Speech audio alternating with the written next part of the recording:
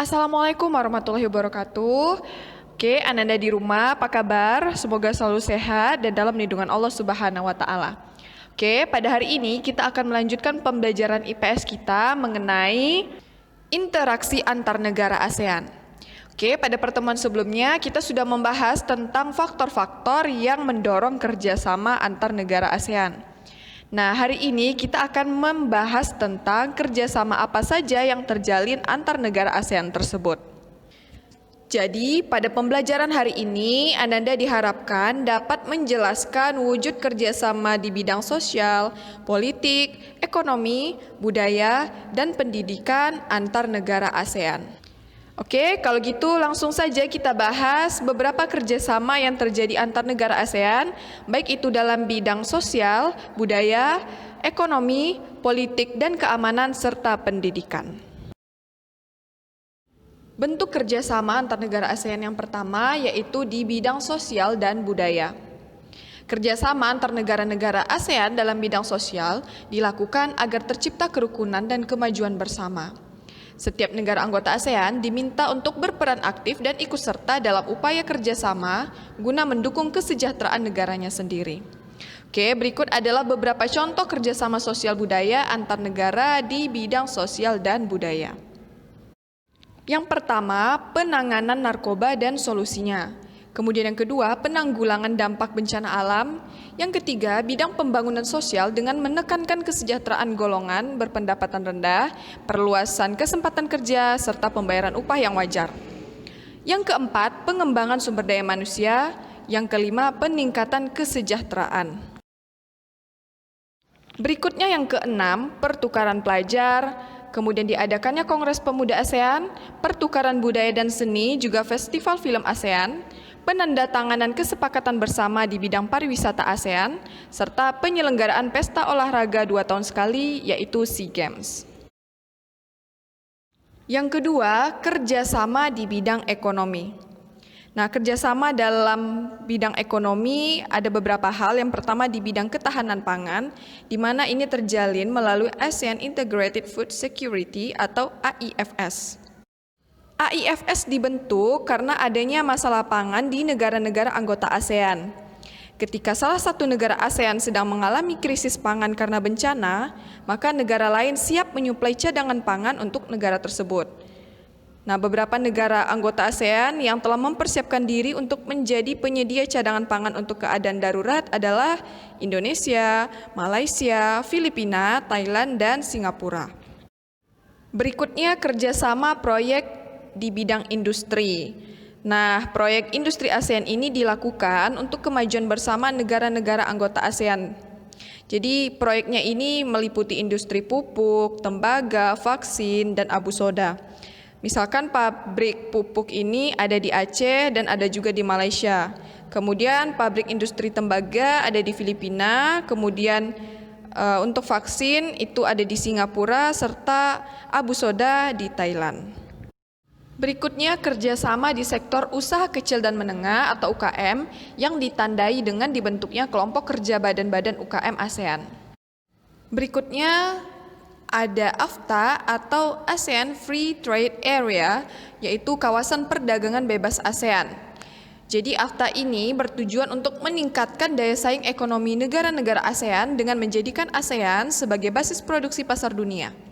Selain itu juga untuk menarik investor asing dan meningkatkan perdagangan antar negara anggota ASEAN. Kemudian yang terakhir ada pembentukan pasar tunggal ASEAN atau dikenal juga dengan masyarakat ekonomi ASEAN, di mana tujuannya untuk menciptakan pasar tunggal dan basis produksi yang ditandai dengan bebasnya aliran barang, jasa, investasi, tenaga kerja terampil, dan perpindahan barang modal secara lebih bebas. Jika AFTA hanya mengatur kebebasan perdagangan barang, maka MEA lebih komprehensif atau lebih menyeluruh dan berdimensi kerjasama. Jadi MEA atau MEA ini memiliki dimensi kerjasama yang lebih luas dan lebih dalam daripada AFTA. Berikutnya, kerjasama di bidang politik dan keamanan. Kerjasama politik ini bertujuan untuk menciptakan keamanan, stabilitas, dan perdamaian antar negara di ASEAN. Kerjasama ini menyepakati adanya ZOPFAN, Traktat Persahabatan dan Kerjasama atau TAC, dan kawasan bebas senjata nuklir di Asia Tenggara. Nah, selain itu, kerjasama dalam bidang politik juga menciptakan ASEAN Regional Forum atau ARF untuk membahas kasus-kasus terkini yang menjadi perhatian ASEAN. Berikut adalah beberapa bentuk kerjasama politik dan keamanan di ASEAN. Yang pertama, Traktat Bantuan Hukum Timbal Balik di Bidang Pidana. Yang kedua, Konvensi ASEAN tentang Pemberantasan Terorisme.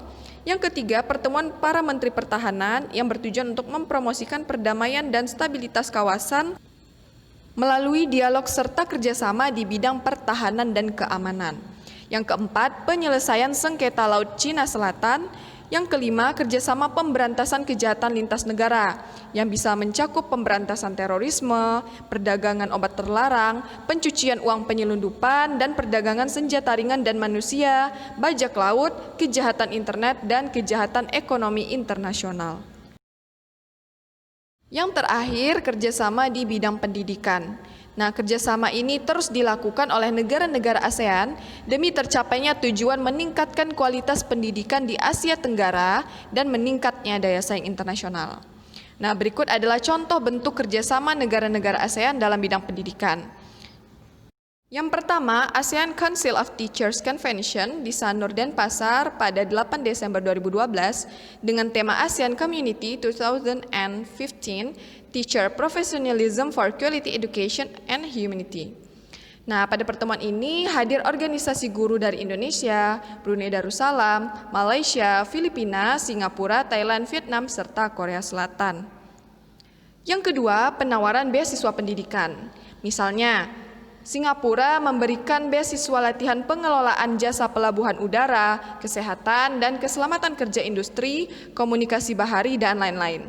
Nah, contoh lainnya, Indonesia memberikan beasiswa pendidikan kedokteran, bahasa, dan seni kepada pelajar negara-negara anggota ASEAN dan kawasan negara berkembang.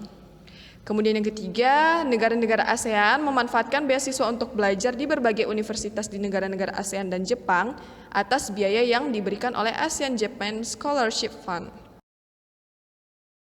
Demikian pembelajaran kita hari ini mengenai bentuk-bentuk kerjasama antar negara ASEAN, baik itu dalam bidang ekonomi, sosial, politik, budaya, dan pendidikan. Nah, Ananda di rumah silakan mencari lagi bentuk-bentuk kerjasama yang lainnya yang dilakukan oleh negara-negara ASEAN dalam waktu dekat ini. Tetap semangat belajar di rumah, kemudian pada pertemuan berikutnya kita akan mempelajari tentang pengaruh kerjasama, baik itu tadi di bidang ekonomi, sosial, politik, budaya, dan pendidikan terhadap kehidupan di ASEAN. Saya akhiri, wassalamualaikum warahmatullahi wabarakatuh.